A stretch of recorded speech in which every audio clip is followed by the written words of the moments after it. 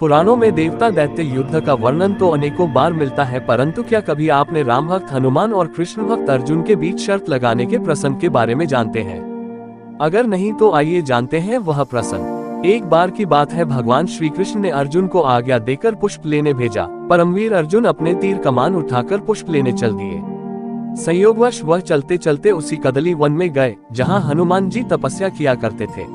अर्जुन का ध्यान तो हनुमान जी पर नहीं गया, परंतु जैसे ही अर्जुन ने पुष्प तोड़े तभी हनुमान जी क्रोध में आकर प्रकट हो गए और अर्जुन से बोले, हे मनुष्य, तुम कौन हो और तुमने राम जी के इस बगीचे से पुष्प क्यों चोरी किए? अर्जुन ने उत्तर दिया, भगवान की पूजा के लिए ही तो पुष्प तोड़े हैं, इसमें क्या चोरी? ये सुन हनुमान जी ने पूछा, कौन भगवान?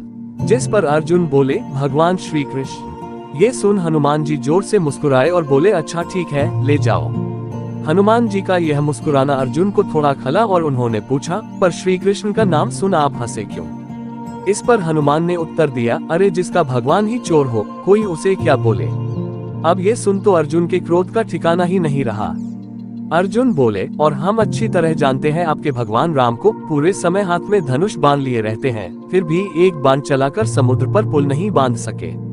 उन्होंने फालतू में जीव जंतुओं से पत्थर धुलवाए, मेरे में इतना बल है कि एक बाण से मैं समुद्र पर पुल बांध सकता हूँ। हनुमान जी तो विनोद के मूड में थे। वे बोले, अरे महाराज, श्री राम के उस पुल पर चकर लाखों बंदर समुद्र पार गए थे, अगर तुम्हारे बनाए पुल पर मैं अकेला पार चला जाऊं तो कहना। अर्जुन भी जोश में थे। वे बोले, ठीक है, अगर पुल टूटा तो मैं अग्नि में जलकर भस्म हो जाऊंगा। हनुमान जी बोले, अगर नहीं टूटा तो जो तुम बोलोगे मैं वही करूंगा। अर्जुन ने अपनी शक्ति का प्रयोग कर हजारों तीरों की वर्षा करके समुद्र पर बहुत विशाल पुल का निर्माण कर दिया। निर्माण कार्य पूरा होने पर हनुमान जी ने अपना स्वरूप बड़ा किया और देखते ही देखते हनुमान जी का शरीर हजारों योजन का हो गया।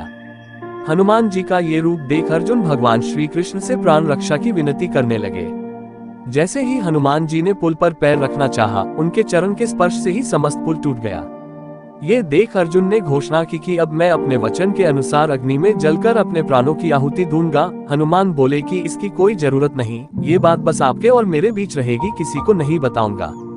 परंतु अपने संकल्प के पक्के अर्जुन भी नहीं माने और अग्निदाह के लिए लकड़ी इकट्ठा करने लगे। अब ये देख हनुमान बड़े चिंतित हुए और वो भी भगवान श्री कृष्ण से अर्जुन की रक्षा की प्रार्थना करने लगे। ये देख भगवान कृष्ण एक वृद्ध ब्राह्मण के रूप में वहां प्रकट होकर बोले, अरे ये लकड़ी आदि की व्यवस्था कैसी? भोजन बना रहे हो क्या? अगर भोजन बना रहे हो तो हम भी खाएंगे। ये सुन अर्जुन ने उस ब्राह्मण को सारी बात कह सुनाए। तब ब्राह्मण के रूप में आए भगवान कृष्ण बोले, कौन हारा कौन जीता, इसका निर्णय किसने किया? निर्णायक कौन था?